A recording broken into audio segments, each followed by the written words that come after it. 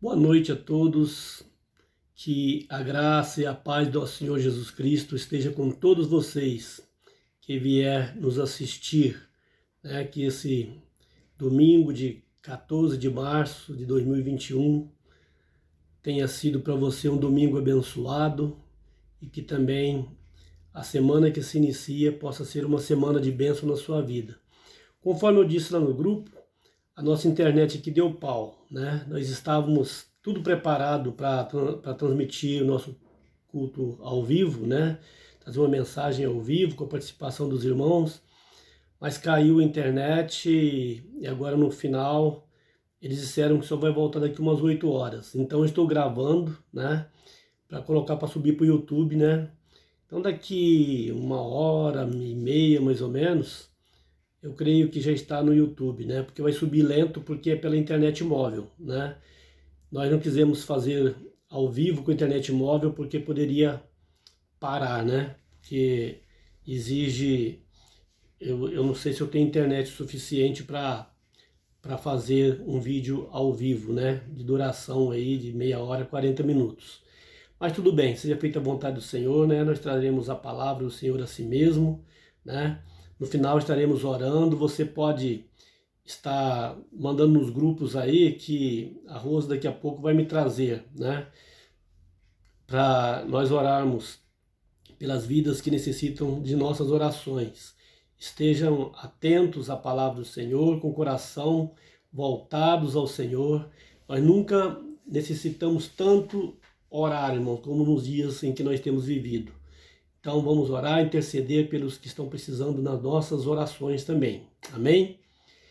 Eu quero compartilhar com você nesse momento uma palavra que está embasada em Jonas, capítulo 3, versos 5 e 6. Há muitos anos atrás eu já preguei sobre esse tema. Quero falar com você sobre o tema do trono às cinzas. Eu já preguei sobre esse tema há muitos anos atrás, mas diante da circunstância que temos vivido, me veio no coração de trazer uma palavra dentro desse tema novamente, mas tendo como base, né, o nosso contexto atual. Amém? Então quero ler com vocês Jonas 3, versículos 5 e 6 apenas. Diz assim: os ninivitas creram em Deus e proclamaram um jejum e vestiram-se de panos de saco, desde o maior até o menor. Chegou essa notícia ao rei de Nínive. Ele levantou-se do seu trono, tirou de si as vestes reais, cobriu-se de pano de saco e assentou-se sobre a cinza. Vamos orar? Pai querido, fala em nossos corações. Ó Deus, precisamos ouvir a Tua palavra que é a verdade. Por isso, Pai, nesse momento nós pedimos a Ti, ajuda-nos, ó Pai, a meditar naquilo que o Senhor quer nos dizer através dessa palavra nessa noite, em nome de Jesus. Amém. Amém, irmãos, do trono às cinzas. Irmãos, todos nós que conhecemos um pouco as histórias bíblicas, né? Nós sabemos que Nínive era uma cidade sanguinária. Os homens de Nínive eram homens extremamente hostis, né? Nínive era a capital do Império Assírio. Ela é tida na história como a grande cidade. O Império Assírio, cuja capital era Nínive, ele se destacou dos demais impérios pela sua extrema violência contra os povos por esse império dominados, né? Era normal os assírios trazerem os seus capturados para a praça no centro da cidade de Nínive, e ali eles tiravam as peles dos seus capturados ali, tiravam as suas peles com as pessoas vivas, cortavam suas orelhas, furavam seus olhos, cortavam seus narizes, né? E depois, como golpe de misericórdia, eles tiravam suas cabeças e empilhavam como pirâmide no centro da cidade, né? Para mostrar ali como troféu de sua vitória. Assim era esse povo. É nesse contexto que a ira de Deus se acendeu sobre esse povo. Mas Deus não iria destruí-los sem primeiro dar a eles uma chance de arrependimento e de mudança de atitude. É assim que Deus faz. Ele, por mais que ele esteja irado, ele sempre dá uma segunda chance. Não foi diferente com a cidade de Nínive. O meu foco, então, nessa mensagem, ao contrário do que nós sempre fazemos, que é quando nós trazemos uma mensagem sobre o livro de Jonas, nós temos como foco o personagem Jonas, né? Mas nessa mensagem eu quero trazer um personagem oposto, que é o rei de Nínive, né? Eu quero falar com você nessa noite sobre, sobre o rei de Nínive, para que isso traga lições para nossas vidas também, né? Nós sabemos que esse rei era um rei totalmente pagão, né? E embora os estudiosos são quase que unânimes em afirmar que esse rei seja Assur-dan III, as escrituras nem sequer fizeram questão de mencionar o nome desse rei, né? Talvez tão grande foi a abominação diante do Senhor, que nem o nome dele é mencionado. Então, observando o comportamento desse maldoso rei, né, face ao evangelho pregado por Jonas, então nós podemos afirmar que os olhos do Senhor não estão voltados para o que nós praticamos no passado, mas para o propósito do coração para o futuro. Deus, quando ele quer, quando ele quer, o amor dele é tão grande, quando ele quer nos abençoar, ele não olha para o que você foi, para o que você fez, né? Haja visto o ladrão lá da cruz, né? Mas ele olha a intenção do nosso coração para o futuro. E assim foi com esse rei, foi com o povo de Nínive. O versículo 6 diz que ao ouvir a mensagem do juízo de Deus sobre a cidade de Nínive, aquele rei ele ao ouvir, ele tomou 4 iniciativas, que é muito importante, né, nós meditarmos nessas iniciativas também, né, de grande importância também para a nossa vida hoje, né? Então eu quero falar sobre essas 4 iniciativas daquele rei pagão, né, que ele tomou ao ouvir o evangelho pregado por Jonas. A primeira iniciativa: levantou-se de seu trono. No versículo 5 que nós lemos, a Bíblia narra que ao chegar o evangelho do juízo de Deus naquela cidade, todos foram tocados por um profundo arrependimento, desde os mais humildes até o rei. Então, quando esse rei violento, né, que tanto se divertia com a desgraça alheia, quando ele ouviu que Deus de Israel ameaçava destruir totalmente a cidade de Nínive, caso não encontrasse nela arrependimento, o texto diz que sua primeira iniciativa foi levantar-se do seu trono. Está na primeira frase do versículo 6. O trono era um conforto para aquele rei. Enquanto ele não via nenhuma ameaça contra a sua eficácia, ele ficava sentado confortavelmente no seu trono. Porém, a autoridade que Jonas chegou ali falando em nome do seu Deus, né, causava-lhes arrepios naquele rei, né? E então o rei ele não podia, diante daquela palavra pregada por Jonas, ele não podia mais ficar ali assentado diante de um sermão tão contundente e tão ameaçador que colocava em risco todo o seu reinado. Aquele trono agora parecia ter criado espinhos, né? E o rei não conseguia mais descansar nele diante de tamanha ameaça de Deus contra aquela cidade. Irmãos, e aqui quero trazer para nós, né? Quantas pessoas estão assentadas confortavelmente nos seus tronos? E Deus tem enviado os seus Jonas a falar dos seus desígnios, mas as pessoas se recusam a ouvir os anúncios. Os seus corações estão endurecidos, elas recusam ouvir, se recusam a se levantar do seu trono. A palavra de amor e juízo do Senhor tem sido anunciada todos os dias. Todos os dias.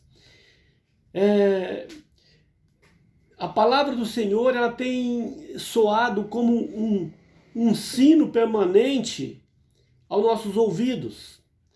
E como é que ela tem soado como um sino nos nossos ouvidos? Através de sermões que nós vemos, né, na internet, na televisão, no YouTube, né? São cânticos que trazem palavras de quebrantamento, testemunhos e até através da natureza, como terremotos, tsunamis e agora também através das pestes também. Deus está falando. Deus está falando e precisamos ouvir. Com tudo isso, com todas essas palavras, com todas essas leis da natureza, o que Deus está dizendo, gritando em nossos ouvidos? Arrependei-vos, porque o grande dia do Senhor se aproxima. Mas as pessoas continuam sentadas no conforto de seu trono da imoralidade sexual, no seu trono da mentira, no seu trono do orgulho, no seu trono da inveja, da incredulidade, no seu trono da religiosidade e também do secularismo, que só pensa nas riquezas e bem-estar desta vida. E por aí vai. Mas veja o que diz Jesus em Lucas, capítulo 12, verso 20, parte A, diz assim: louco, essa noite te pedirão a tua alma, e o que tens preparado para quem será? Parte A. O que tens preparado para quem será? Irmãos e amigos, levantar do conforto do nosso trono é uma necessidade urgente para que o grande dia do Senhor não nos pegue desprevenidos e em nossa própria comodidade. Deus nos chama para o seu reino e o seu reino não é aqui. Nós precisamos entender isso, que o reino pelo qual Deus nos chama não é aqui, não é nessa terra. Precisamos levantar do nosso trono para ouvir o Senhor falar conosco. Amém? Segunda iniciativa do rei: tirou de si as vestes reais.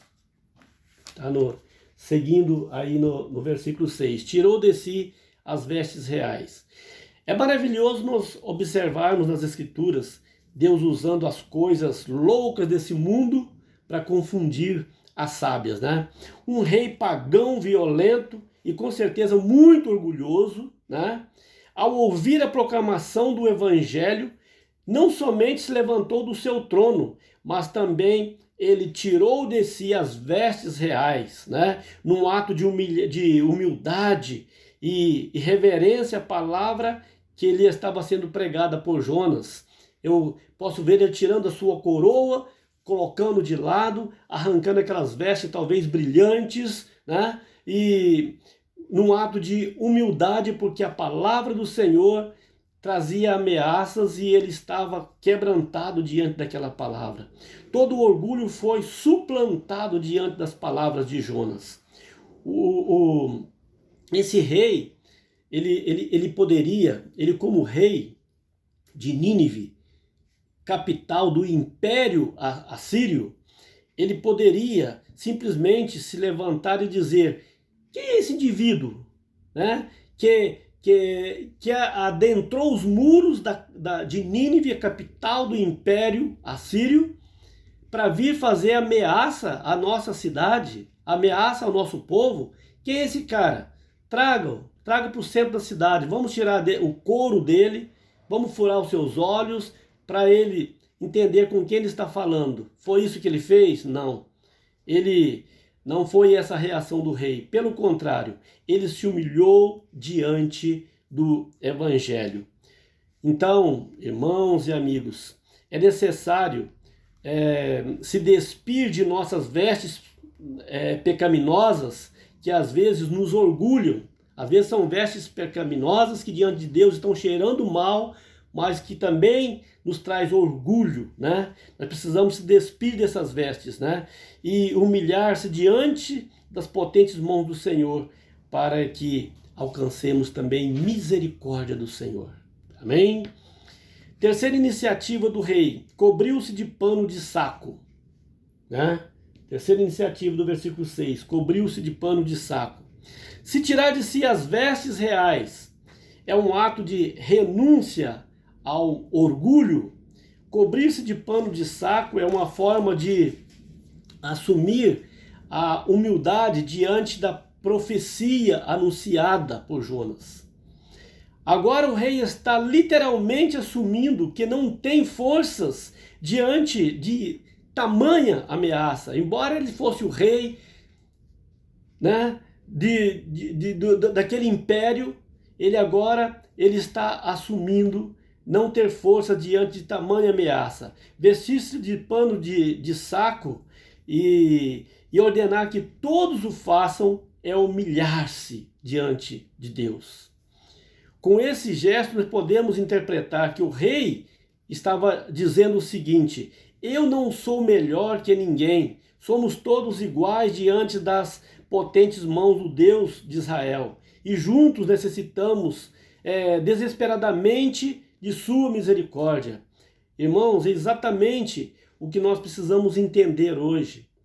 Eu falei no domingo passado que a crise que nós estamos passando, né, na área da saúde, né, esse vírus que tem levado tantas pessoas para uma coisa, tem servido, que é para todos se colocar ao mesmo patamar, onde ninguém é melhor do que ninguém. Pois esse rei entendeu isso diante das ameaças de Deus para Nínive, né? Ao tirar as suas vestes reais, ele estava dizendo: nós somos todos iguais.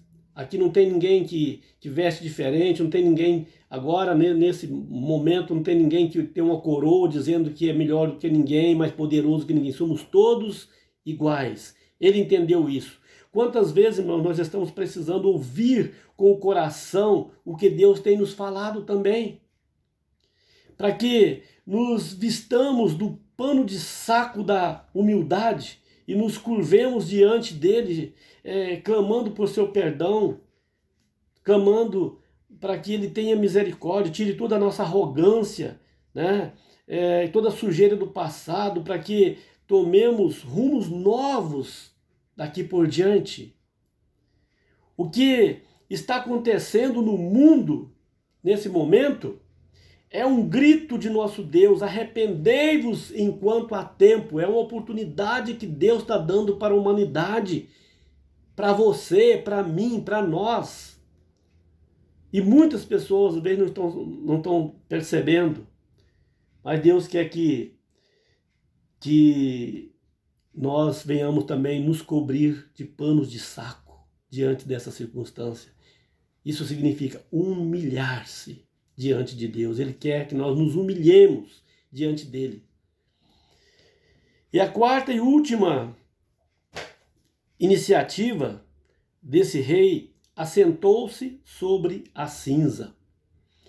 No costume antigo, quando uma pessoa se vestia de pano de saco e se assentava sobre a cinza, é porque estavam no clímax da humilhação, da tristeza, do arrependimento. Assim aconteceu com Jó em seu sofrimento. Assim aconteceu com Mordecai diante do decreto do rei Assuero, quando ele decretou que matar todos os judeus, ele também fez a mesma coisa, vestiu-se de pano de saco, assentou em cinzas. Assim aconteceu com Daniel, orando também por seu povo.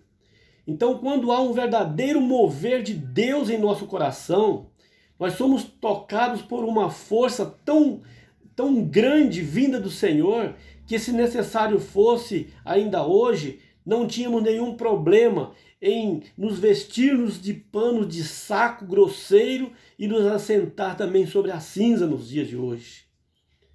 É algo poderoso que vem de Deus, né? Um arrependimento, um quebrantamento.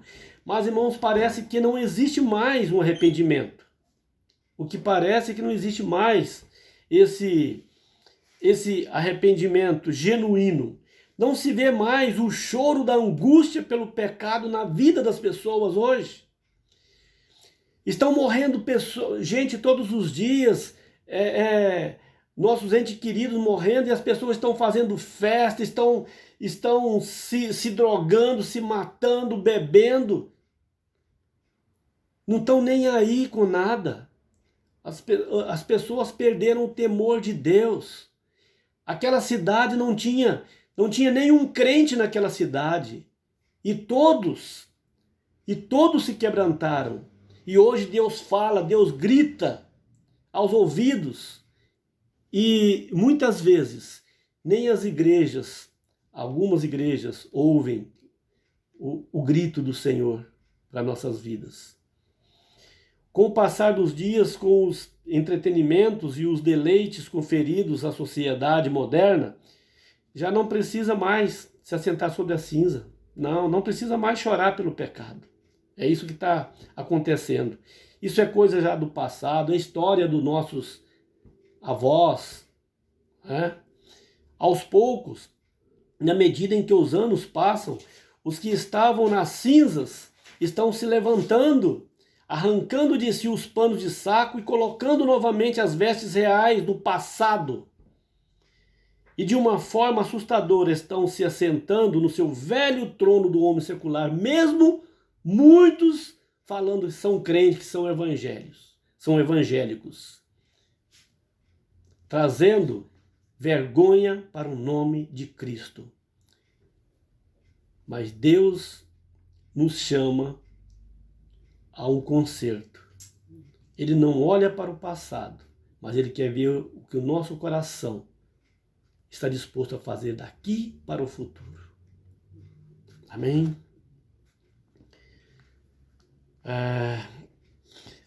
A única coisa que tem permanecido nos dias de hoje, quando nós vemos, olhamos as circunstâncias, é a religiosidade no lugar do quebrantamento, do arrependimento. E é tudo que Deus não queria, irmãos. Deus ele não está preocupado com o nosso grau de farisaísmo. Ele está à procura de publicanos que batam no peito e digam: Senhor, tem misericórdia de mim, porque eu sou pecador. É isso que Deus quer ouvir hoje de nós. Não é o nosso grau de farisaísmo. Quanto tempo eu tenho de igreja?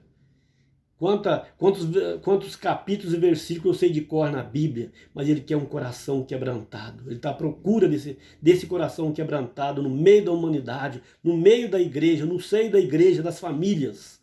É isso que Deus está procurando hoje. Jesus, Ele está voltando. E se Ele não encontrar arrependimento no meio do seu povo, o entretenimento, o secularismo que permeia a humanidade hoje não poderá nos salvar da ira santa de Deus, irmãos. Não poderá nos salvar. Aquele rei se arrependeu e se humilhou juntamente com todo o povo. E Deus retirou o juízo que estava para vir dentro de 40 dias sobre aquela cidade. Deus não considerou o passado, mas o futuro daquele povo, porque Ele viu quebrantamento nos corações. E é isso que Ele quer fazer em nosso meio. Esse é o recado que Deus está mandando. Arrependei-vos, porque ainda há tempo. Mas eu quero um coração quebrantado. E aqui eu quero te fazer uma pergunta já para encerrar. olhando para dentro de si, tendo como base o arrependimento do rei de Nínive e aquele povo, em que posição você se encontra hoje na sua vida? Você se encontra ainda sentado no velho trono, né? O seu velho eu no controle total da sua vida? Ou você se encontra se levantando do trono, dando lugar à palavra de Deus nesses momentos difíceis que nós temos vivido, tem aberto seus ouvidos para ouvir o que Deus tem falado?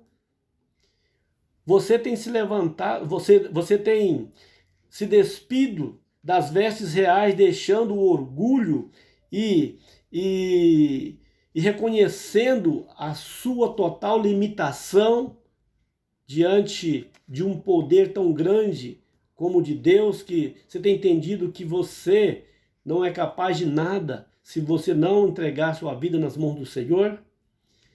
Você tem se vestido de pano de saco, ou seja, tem se humilhado diante de Deus e clamado a Ele para ter misericórdia de você, porque sem Ele você não é nada. Nós estamos aqui agora, eu estou aqui agora falando com você, não sabemos se amanhã temos a mesma oportunidade, se eu ainda estarei aqui e se você está aí do outro lado para ouvir ainda. Você tem se vestido de pano de saco da humilhação diante de Deus? Ou por final, você tem assentado na cinza, entregando todo o seu ser nas mãos do Senhor? É isso que Ele quer de cada um de nós, né? Que assentemos na cinza, dizendo: Senhor, acabou. Eu, de mim mesmo, não posso fazer nada por mim, a não ser que o Senhor tome conta do meu ser. Foi isso que aquele rei fez e ordenou que toda a população fizesse. E Deus fez deles vitoriosos. Deus retirou deles a praga que estava para vir, a morte que estava para vir. Talvez essas mortes que estão entrando nos nossos lares está esperando que nós tomemos também essa mesma iniciativa, né? De levantar-se do nosso trono, despir de nossas vestes do orgulho, vestir de pano de saco da humilhação e assentar-se na cinza, num ato de humilhação diante do Senhor, dizendo: Senhor, tem misericórdia de nós. Você tem feito isso na sua vida? A igreja tem feito isso? Deus espera de nós uma iniciativa como essa de um rei que não conhecia nada a respeito de Deus. Ele espera essa iniciativa do seu povo, o povo que clama pelo nome dele. Ele quer de nós essa iniciativa. Espero que a sua vida esteja entregue nas mãos do Senhor.